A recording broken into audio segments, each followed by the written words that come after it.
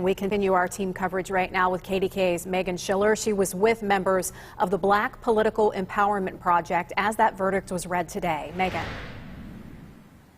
Kim, and members with the local branch of the NAACP. Right now we're along Wiley Avenue. People have been driving up and down this street as well as Kirkpatrick Street, honking their horns. Some people even pulling over, wanting to give interviews and to give their opinion to this verdict.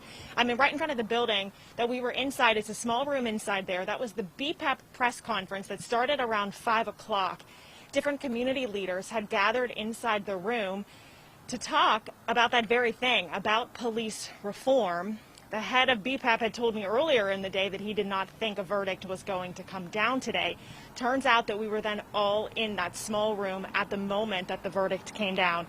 So it was a surreal moment, I have to say, to be in the room with the head of the Black Political Empowerment Project, the NAACP's president here in Pittsburgh, the Police Citizens Review Board executive director, pastors, and community members from here in Pittsburgh, when news broke that the jury found Derek Chauvin guilty on all 3 counts.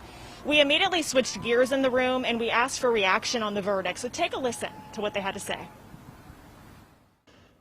It's a very powerful moment for America.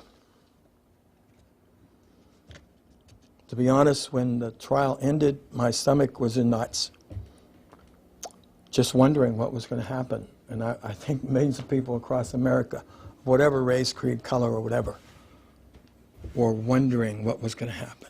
It's truly a moment that reflects what I trust is a pro-community police relations decision, a verdict that reinforces and says that the double standard will no longer be readily available, that our police officers can have more faith that they will be safer because the bad cops will be held accountable.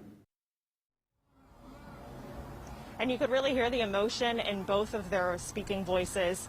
BPAP's Tim Stevens, he really took a moment before he started to talk to let it all sink in, to let the news sink in.